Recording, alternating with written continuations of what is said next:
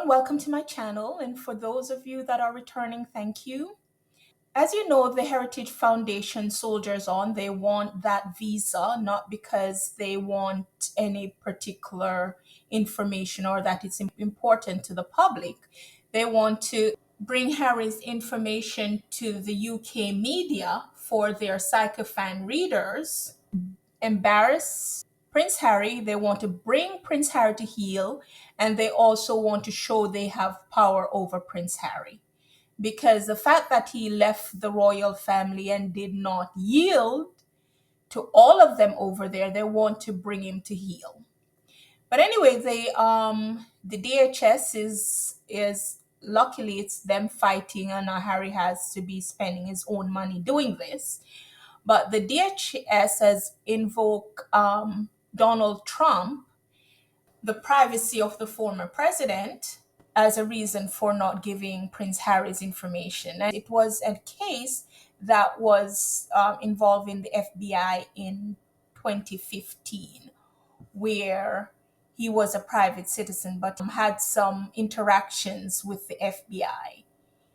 And so, lawyer for the DHS, John Bardo, was saying that, and I quote, they found that President Trump, from when he was a private citizen, his privacy interests outweighed any public interest that there may be in previous interaction he may have had with the FBI, end quote. John Bardo went on to say, quote, and I would argue if President Trump has a privacy interest in that kind of interaction with the government, Prince Harry's privacy interest is even greater because he was never a governmental official in this country, has never appeared on a ballot in this country, end quote. So that is a strong argument that the DHS has put forward. They brought up the former president. Not sure if it was a clever way to remind them that it was that president that granted Harry his visa. So, but it is also just showing that this is just a vendetta that the Heritage Foundation is waging, a war they're waging against Harry. And of course, I believe that it is sanctioned by the royal family, the UK royal family, and especially King Charles, because you're hearing old new reports coming out that he is forever mad at Prince Harry for what he said about Camilla. And I'm always shaking my head about that, where the king can be mad about what is said about Camilla, but Harry should not be mad about what is done to his wife. He should not defend his wife then.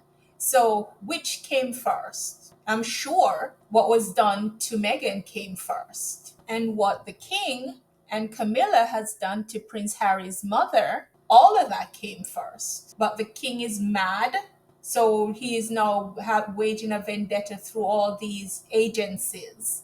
And speaking of the royal family, of course, they just had the Trooping of the Color, and we saw the missing Princess Kate appearing. And of course, there are many talks around that, not just her appearance, but the dress that she was wearing. So let me first talk about the dress. And page 6 is saying, and other people are saying it's an upcycle from a former dress that she wore. And I don't believe it's an upcycle. Looking at it, it looks like a blue and white dress, and her daughter wore the more blue with a little bit of white with her, and it looks like a blue and white dress. And I don't think she would have upcycled a dress for this occasion. Of course, they would try to make it look like it's an upcycle to make sure she's more relatable, because of course they want to be relatable but still above everyone else. So this relatability that they're trying to invoke in this dress and everything, that's all that was. Because it's not an upcycle. I do not believe it's an upcycle. I'm not one to say she wouldn't upcycle or rewear something, but in this case, it does not look like. I think it's a deliberate effort to look like an upcycle. And also we all saw that her face looked tighter, and not just slimmer but tighter. And there's a lot of viral things online saying that she did not have cancer or does not have cancer, she had surgery.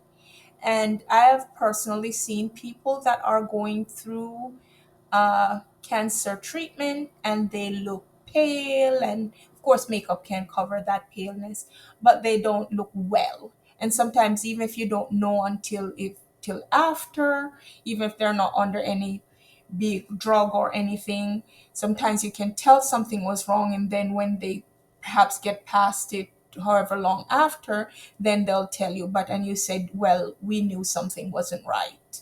But she looks okay. She looks well enough. For what I was saying in many of my videos is not, I don't want to hear what's happening. I'm just saying the those people that are prying or and would have pried in Harry and Meghan's business are giving no information, having no regard for people that are genuinely concerned. And from the looks of her walking in heels and everything, she could have done a Zoom call to say, for all those who are concerned about me, I am getting better.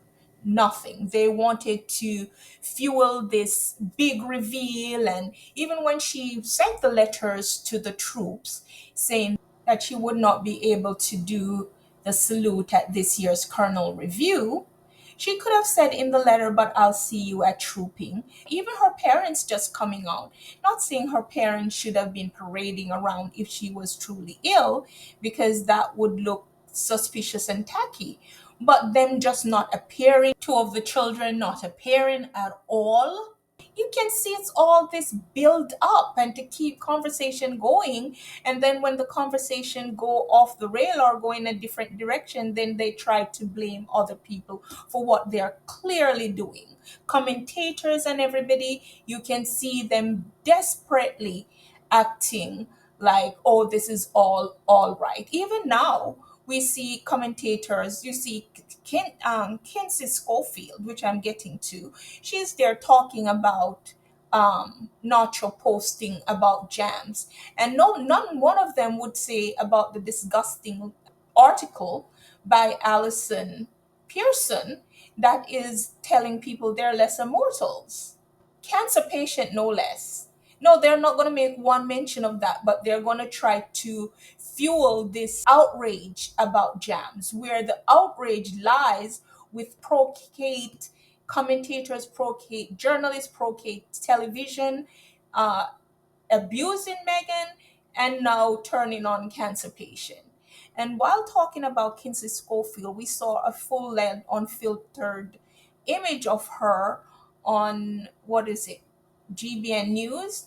And you know what I've always wanted to ask her followers, since she knows so much and seems to act like she's in the in with Hollywood, why is she not getting a break in Hollywood?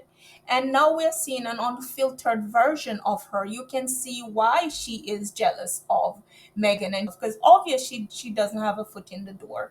Because if she had access to Hollywood, this would be a second job for her where she would be doing her Hollywood thing and probably doing her YouTube thing.